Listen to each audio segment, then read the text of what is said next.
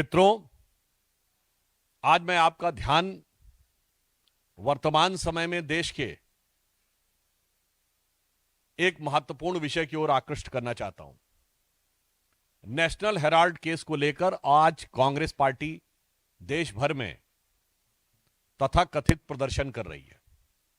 National Herald case Bharat के इतिहास का बहुत विचित्र प्रकार का केस है, जिसमें कि कोई कंपनी जो कि 90 करोड़ की देनदारी में बिक गई, जिसके पास हजारों करोड़ की प्रॉपर्टी थी।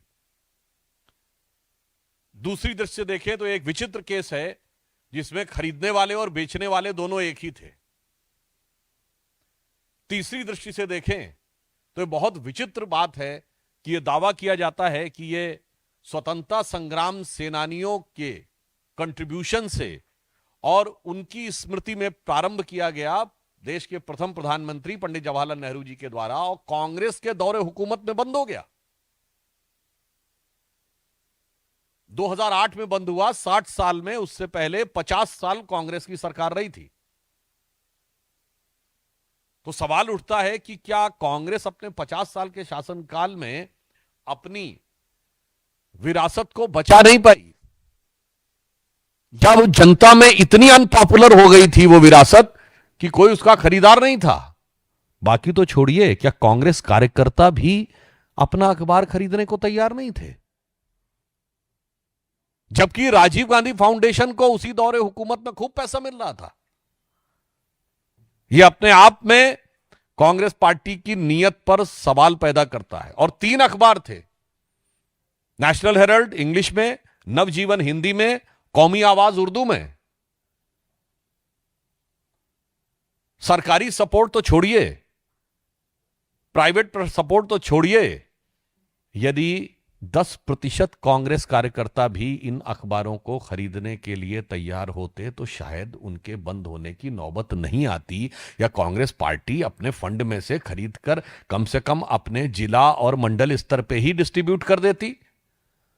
और मजे की बात यह है कि कौमी आवाज भी नहीं बिका, उर्दू का अखबार, यानी कौम ने भी आवाज नहीं सुनी। यह अपने आप में शक पैदा करता। परंतु मैं यह कहना चाहता हूं कि कांग्रेस की, यह मैंने प्रश्न इसलिए उठाए कि यह कांग्रेस की नीयत पर संदेह पैदा करते हैं। इसका मतलब कांग्रेस पार्टी और कांग्रेस को संचालन करने वाले नेता यह चाहते ही नहीं थे कि यह अखबार चले, और इसीलिए उन्होंने जिस कंपनी में खरीदा उसमें उन्होंने पदेन नहीं बनाया। जैसे हमारे यहां कई संस्थाएं हैं जहां भारतीय जनता पार्टी का राष्ट्रीय अध्यक्ष पदेन उस संस्था का अध्यक्ष होता है। इन्होंने व्यक्ति के अनुसार बनाया। यानी अगर दूसरे ढंग से कहें, अभी वक्फ का बिल पास हुआ है और उसको लेकर भी चर्चा चल रही है, जिस पर वक्फ वाल औलाद का विषय आया था। इन्होंने तो लगता है कि जो हमारे स्वतंत्रता संग्राम सेनानी थे, उनकी प्रॉपर्टीज को भी प्रॉपर्टी अल औलाद कर दिया, यानी अपनी औलाद के नाम पर कर लिया उस प्रॉपर्टी को। परंतु मैं ये बताना चाहता हूं कि कांग्रेस की इस नीयत पे संदेह सिर्फ हमको नहीं है, कांग्रेस के बहुत वरिष्ठ नेताओं को बहुत पहले से था।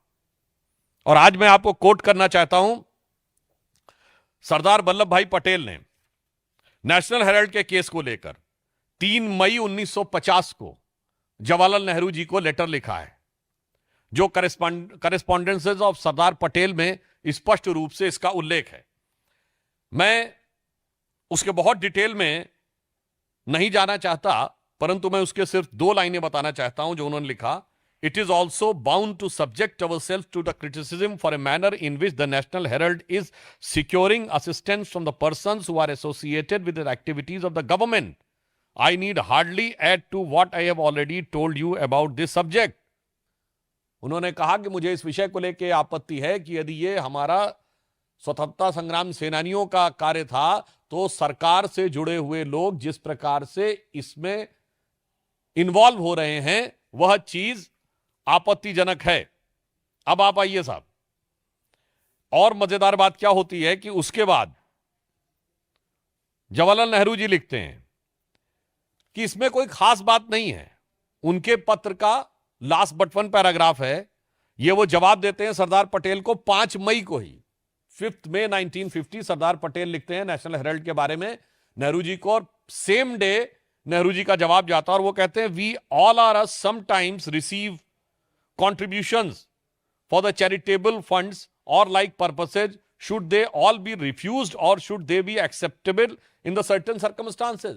कोई बात नहीं, बहुत सारे लोग कंट्रीब्यूट करते रहते हैं, सरकार से भी गैर सरकार से भी, तो हमें लेना चाहिए, उसमें कोई बुराई मुझे नजर नहीं आती है।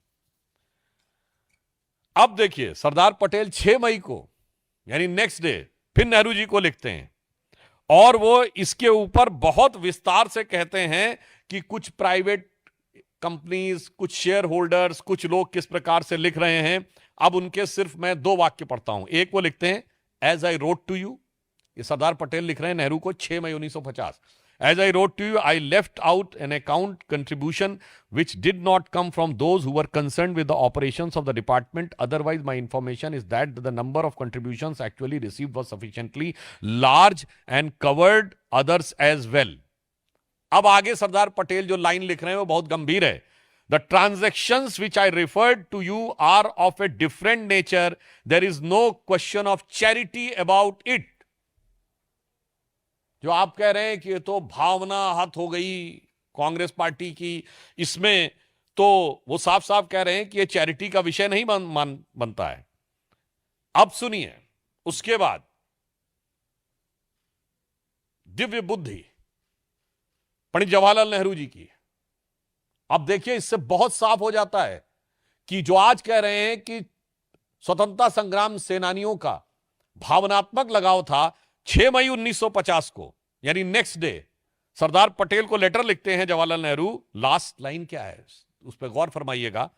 As a matter of fact the Herald is a fairly good business proposition and its preference shares and debentures are not a bad investment.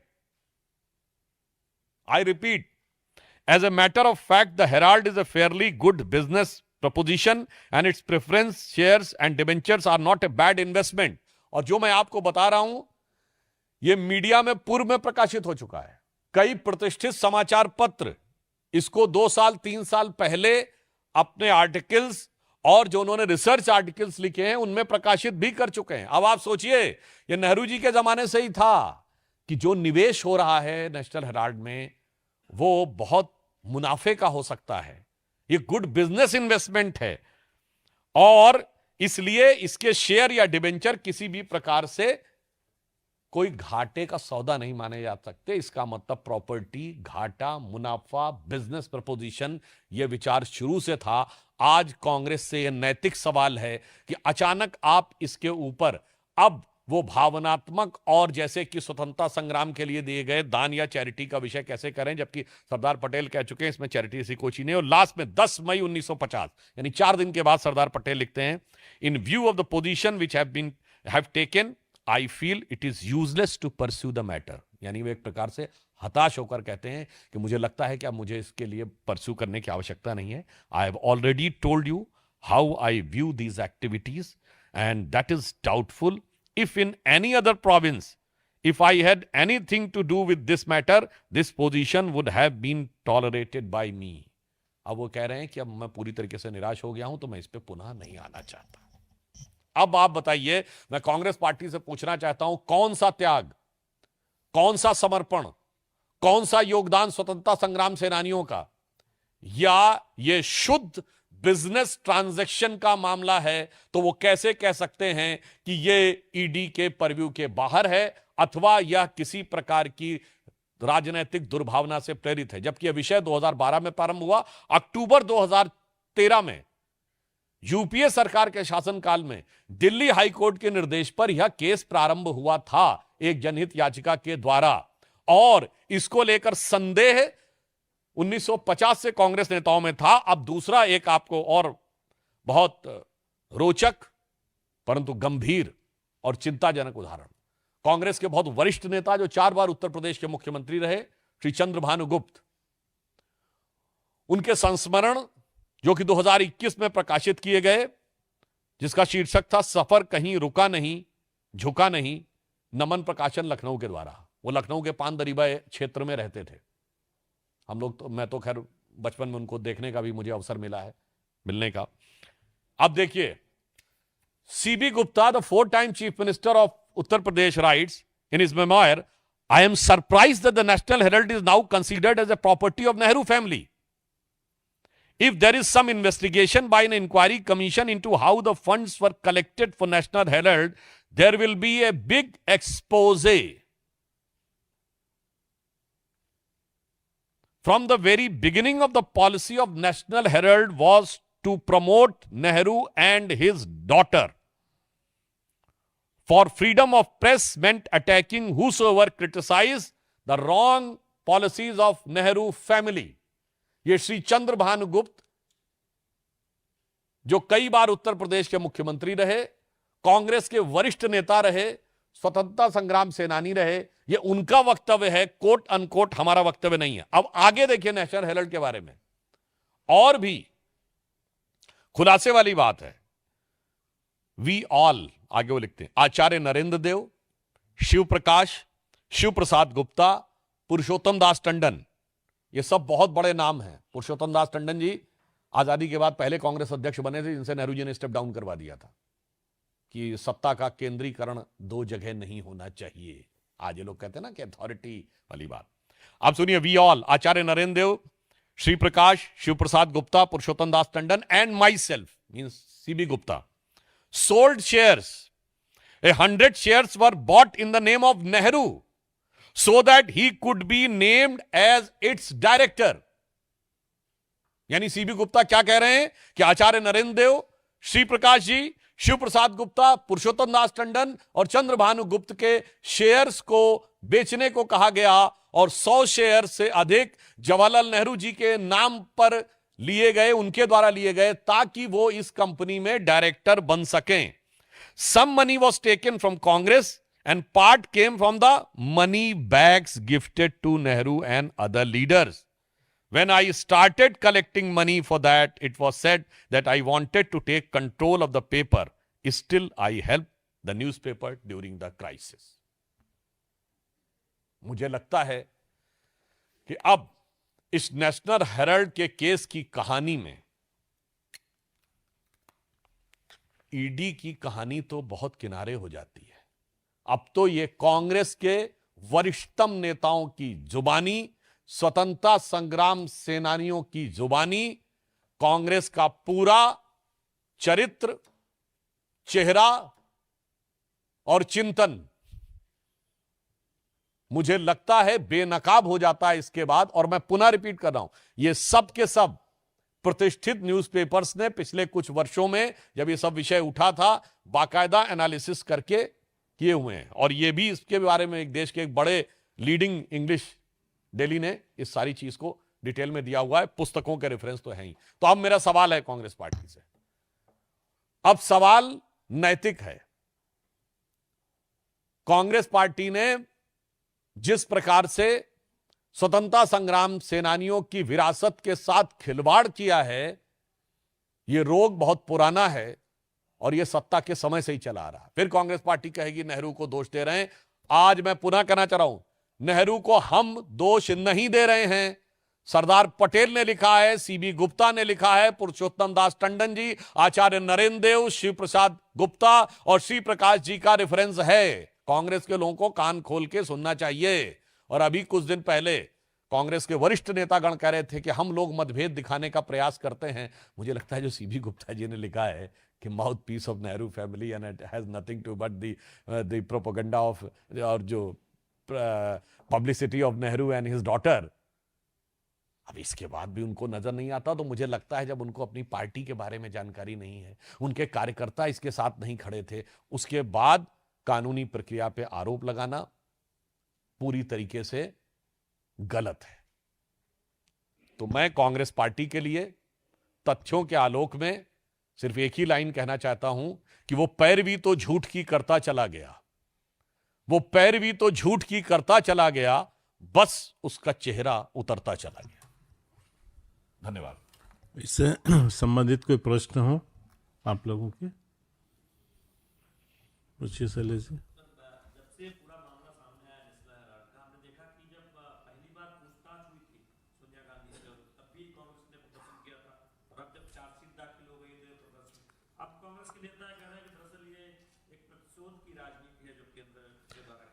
इसमें दो बातें हैं। यदि वो प्रतिशोध की राजनीति शब्द का प्रयोग कर रहे हैं, इसका मतलब ये मान रहे हैं कि उन्होंने शासन में रहते हुए कुछ गलत कार्य किए थे हमारी पार्टी के विरुद्ध।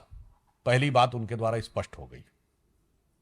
दूसरी बात, प्रतिशोध का प्रश्न इसलिए नहीं उठता है क्योंकि यह विषय 2012 में प्रारंभ हुआ और एक पीआईएल के द्वारा अक्टूबर 2013 में दिल्ली हाई कोर्ट के द्वारा इस केस की जांच की शुरुआत हुई।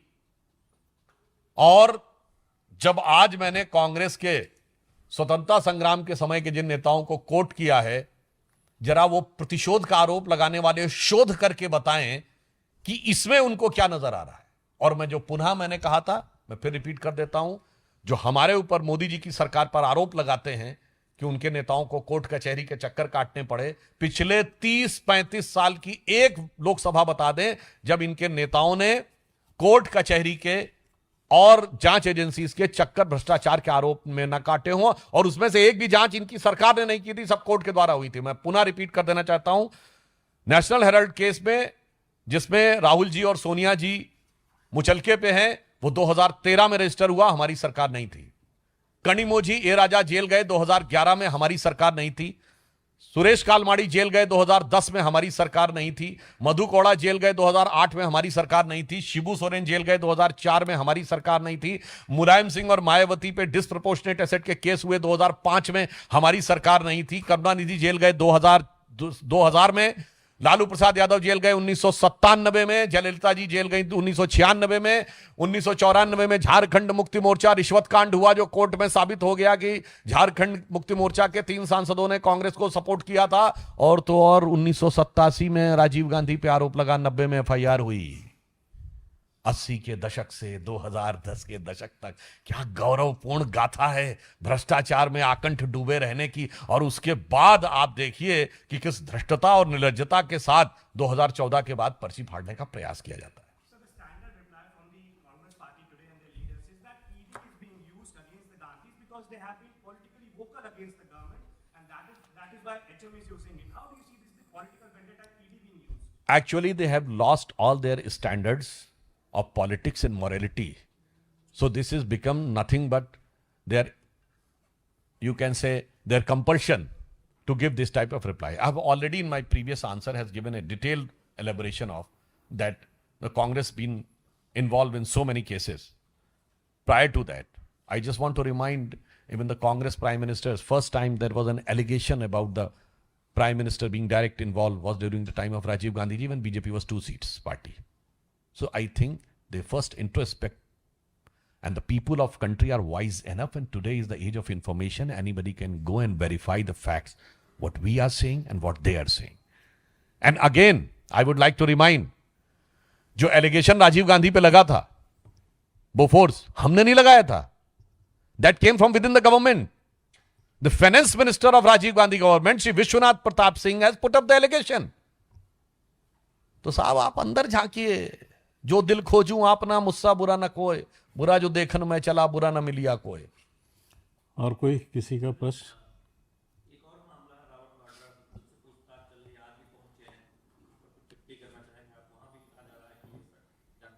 देखिए, ये न्यायिक प्रक्रिया चल रही है। मुझे लगता है कि जो विधि सम्मत कार्रवाई हो रही है और जांच एजेंसियां जो भी अपनी रिपोर्ट दे रही हैं, उसके ऊपर राजनीति न करके उसे न्यायिक और विधिक प्रक्रिया के रूप में देखना चाहिए।